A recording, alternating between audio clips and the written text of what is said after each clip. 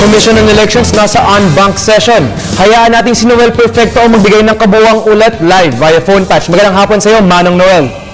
Magandang hapon rin, pinabulahanan ng National Printing Office sa mga balitang nagka-aberya. Umano ang bidding at sample testing ng mga gagamitin balota sa 2013 elections. Ayon kay Director Raul Nagrampa ng National Printing Office, binasa ng PICOS machines ang kabuuang 1,012 sample ballots na sinubok na ginawang second testing. Isinagawa ang second testing ay na sa utos ng COMELEC dahil dalawa lamang sa 10 balota ang nag-fit o nagkasya sa PICOS machines nung subukan sa bidding.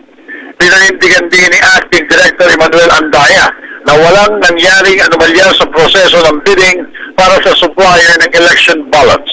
Ayon kay Bids and Awards Committee Chair Sylvia Manda, nagkakahalaga ng 780 million pesos ang contract price ng election ballots na nakuha ng Holy Family Cooperated.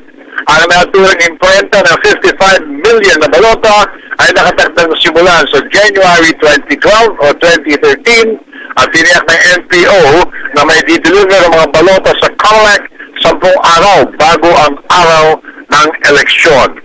Mula sa Maynila, kasama pa rin si Larry Doon at Erwin Navarro, Noel Perfecto para sa Telebisyon ng Bayan.